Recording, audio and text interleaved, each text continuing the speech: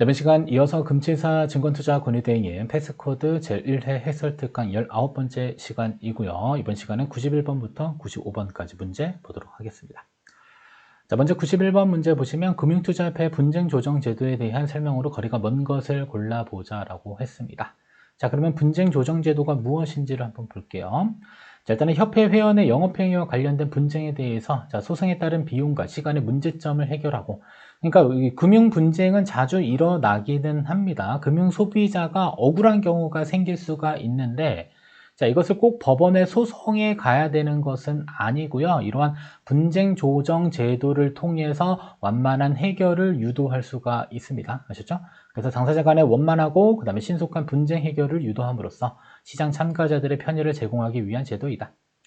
그리고 분쟁 당사자는 금융투자 상품에 대한 전문적 지식과 경험을 갖춘 인사들로 구성된 분쟁조정위원회의 분쟁조정을 이용함으로써 공정하게 분쟁의 해결을 할 수 있다. 보통 민원 넣는다라는 표현을 많이 쓰죠. 민원. 처음에는 민원은 금융회사에다 민원을 넣고요. 금융회사에 민원이 안 들어가면 이때는 금감원에다 민원을 넣습니다. 금감원에 민원을 넣어서 원만하게 해결되지 않는다라고 한다면 이때는 분쟁조정위원회에 이러한 사안들이 회부된다라고 보시면 되겠고요. 이러한 분쟁조정제도는 일단은 소송으로 가는 것을 방지하기 위해서 당사자 간에 원만하게 해결하기 위한 조정안을 제시한다라고 보시면 되겠고요. 근데 여기서는 일단은 금감원께 아니라 금융투자협회 겁니다. 알죠? 금융투자협회의 분쟁조정제도. 취급 업무를 보시면 회원의 영업행위와 관련된 분쟁조정, 그 다음에 회원 간의 차고매매와 관련된 분쟁조정이 있고요. 그다음에 분쟁조정의 효력은 당사자가 협의분쟁조정위원회에 조정안을 수락받을 경우, 이거 중요합니다. 민법상 화해계약의 효력을 갖게 된다. 그래서 금융투자협회 분쟁조정제도의 효력은 민법상 화해계약의 효력을 갖게 된다. 체크하시고요. 분쟁조정 절차는 한 번 정도 이런 것들이 있구나 정도만 보시면 될 것 같습니다. 이게 좀 자주 나와요. 민법상 화해의 효력. 어디? 금융투자협회의 분쟁조정제도. 이렇게 보시면 되겠고, 위로 올라가겠습니다. 첫 번째, 분쟁 조정 신청은 대리인이 안 될 것 같은데 대리인도 가능하다. 체크하시고. 두 번째, 수사기관이 수사 중이거나 법원에 제소된 경우 분쟁조정위원회 회부 전 종결된다. 그러니까 원래는 이제 신청이 들어오면 어떠한 사안에 있어서는 분쟁조정위원회에 회부돼야 되는데 예외가 있는 거죠. 수사기관이 수사 중이거나 법원에 제소 중인 경우는 언제? 분쟁조정위원회에 회부되기 전에 일단 종결돼 버린다. 그 사안 자체가 없어진다, 무모화된다 이렇게 보시면 되고요. 자, 세 번째, 분쟁조정위원회 조정안을 수락할 경우 민법상 화해계약의 효력을 갖는다. 민법상, 뭐 사법상 이런 거 아닙니다. 민법상. 3번 자주 나오니까 체크하시고. 네 번째, 분쟁조정 신청 당사자는 결과에 대한 중대한 영향을 미치는 사실이 나타날 경우 조정 결정일로부터 재조정은 30일 이내 가능하다. 이건 좀 숫자를 좀 바꿔놔서 조금 죄송스럽긴 하지만 30일이니까 체크를 해 주시면 될 것 같습니다. 정답은 4번이고요. 자, 다음은 92번. 다음 중 분쟁조정위원회에 회부되기 전 종결 처리될 수 있는 사유가 아닌 것을 골라보자. 교재는 전체 9가지에 대해서 설명을 하고 있습니다. 아시죠? 그러니까 분쟁조정위원회로 넘어가기 전에 처리되는 것, 즉 바로 종결 처리될 수 있는 사유입니다. 첫 번째, 수사기관이 수사 중이거나 법원에 제소된 경우 분쟁조정위원회에 넘어가기 전에 종결 처리된다. 자, 두 번째, 법원 또는 다른 분쟁조정기관에 조정 신청한 경우. 세 번째, 직접적인 이해관계가 없는, 여기 직접적인이에요. 간접적인 들어가면 틀립니다. 네 번째, 동일한 내용으로 다시 신청되었거나 조정 신청서상 신청인의 명의와 실제 신청인이 상이한 경우. 자, 협의의 사실조사를 정당한 사유 없이 거부하거나 조정 신청의 내용이 관련 법률, 판례, 그 다음에 조정, 선례 등에 비추어 명백하게 받아들일 수 없는 경우. 그 다음에 조정 신청의 내용이 분쟁 조정의 대상으로 적합하지 아니할 때. 당사자의 주장 또는 제출 자료 등을 통한 사실조사로서 명백히 사실관계를 확정하기 곤란할 때, 신청인이 조정의 신청을 취하하는 경우. 자, 이러한 경우에는 어떻게 된다? 분쟁조정위원회에 회부되기 이전에 종결 처리되는 사안으로 볼 수가 있겠습니다. 9가지나 있으니까 9가지 쭉 한번 보시고요. 문제 한번 보도록 하겠습니다. 첫 번째, 수사기관이 수사 중이거나 법원에 제소된 경우 종결되기 전에 처리될 수 있다. 자, 두 번째, 직접 또는 간접적인 이해관계에 있는 자가 조정 신청할 경우. 일단은 이 간접적인 것은 제외돼야 되겠죠. 정답 2번이고요. 3번 동일한 내용으로 다시 신청되었거나 그 다음에 조정 신청서상 신청인의 명의와 실제 신청인이 상이할 때 당사자 주장 또는 제출 자료 등을 통한 사실 조사로서 명백히 사실관계를 확정하기 곤란할 경우 마찬가지로 분쟁조정위원회 회부되기 전에 종결 처리되는 사유로 볼 수가 있겠습니다. 그래서 정답 2번은 틀렸고요. 나머지는 9가지에 대해서 교재에서 설명하고 있으니까 아래에 있는 9가지에 대한 내용들 한 번 정도 쭉 읽고 넘어가시면 되겠습니다. 자, 다음은 93번입니다. 다음 중 금융투자 상품의 내재적 특성과 거리가 먼 것을 골라보자. 일단은 투자 상품이니까 원금, 원본 손실 가능성이 있다 이렇게 보시면 될 것 같아요. 첫 번째, 원금 손실 가능성이 있다. 자, 두 번째, 투자 상품에 대한 투자 결과는 누구의 책임? 본인의 책임, 본인에게 귀속된다. 세 번째, 투자 상품에 대한 지속적인 관리는 요구되겠죠. 왜냐하면 투자 상품이기 때문에 원금 손실, 그러니까 이익이 나면 좋긴 하겠지만 우리 손실도 날 가능성들이 존재하기 때문에 지속적인 관리 요구되는 게 내재적 특성 관련된 부분이고요. 자, 그러면 예금자 보호가 되지 않는다라는 것은 일단 내재적 특성과는 거리는 멉니다. 그래서 정답은 4번이고요. 나머지 1, 2, 3이 바로 금융투자 상품의 내재적 특성이다. 그리고 아래 표에도 이렇게 되어져 있습니다. 원금 손실 가능성, 투자 결과에 대한 것은 모두 다 본인 책임, 그다음에 지속적인 관리가 요구되어져 있다. 내재적 특성 3가지 설명하고 있으니까 선택지로 만들어내기 좋은 문제가 되겠습니다. 자, 다음은 94번입니다. 다음 중 금융투자 상품 관련 분쟁의 유형과 책임에 대한 설명으로 적절하지 않은 것을 골라보자 라고 했습니다. 자, 이거는 이제 임의매매, 일임매매, 부당권유, 그 다음에 불안전 판매 관련된 내용들이 있습니다. 먼저 임의매매 볼게요. 자, 고객이 증권회사 또는 선물회사 직원에게 금융투자 상품의 관리를 맡기지 않았는데 직원이 멋대로 상품을 매매하는 것을 임의매매라고 합니다. 아셨죠?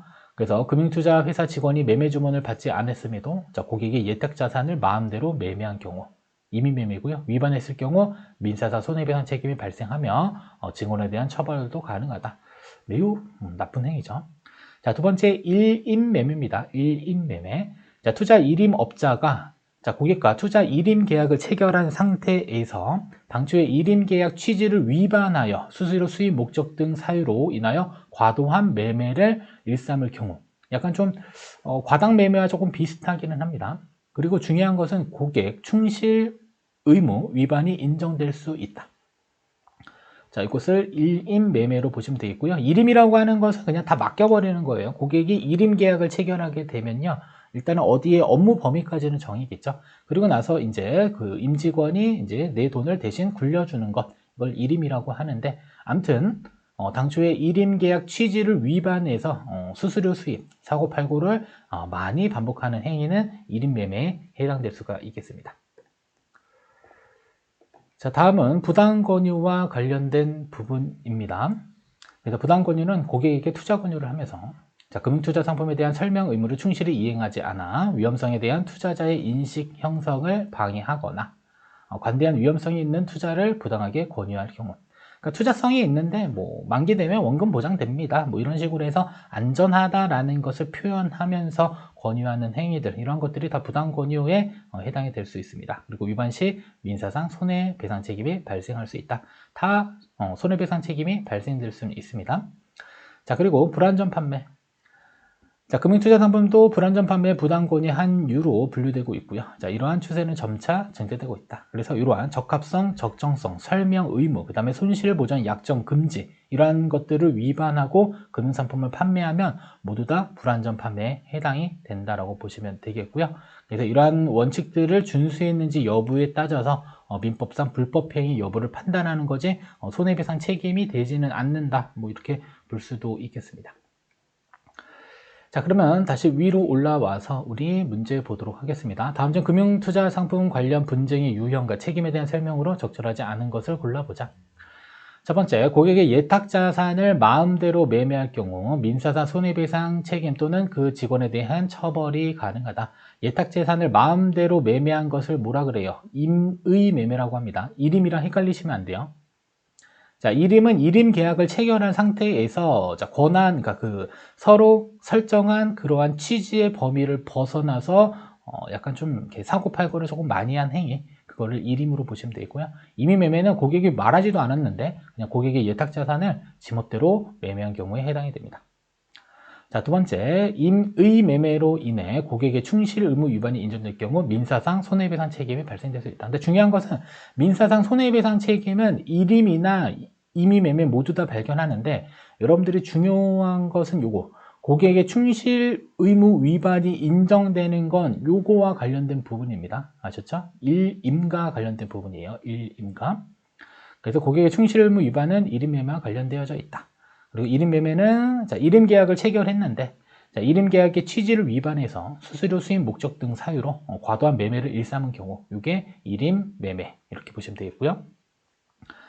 세 번째, 불완전 판매는 부당 권유의 한 유형으로 보아 적합성, 적정성, 설명 의무, 손실 보전, 약정 금지 등 이런 것들을 종합적으로 고려해서 민법상 불법행위 여부를 판단한다. 불완전 판매 관련된 부분이고요. 네 번째, 고객이 낸 주문을 금융투자회사가 다르게 처리할 경우 민사상 손해배상 책임 발생 가능하다라고 볼 수 있겠습니다. 일단 여기서 중요한 것은 일단 임의매매와 일임매매의 차이점을 잘 정리하는 게 중요하고요. 그 다음에 대부분 민사상 손해배상 책임이 발생 가능하다라고 보시면 되겠습니다. 자, 다음은 95번. 다음 중 임의매매 관련 분쟁 사례 분석에 대한 설명으로 거리가 먼 것을 골라보자 라고 했습니다. 이건 바로 문제 볼게요. 임이라고 하는 것보다 고객이 원치 않았는데 알아서 예탁자산을 직원이 운용한 것을 생각하시면 됩니다.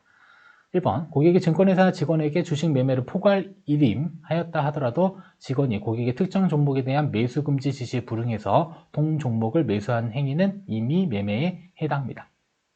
맞는 표현입니다. 임의매매에 해당돼요.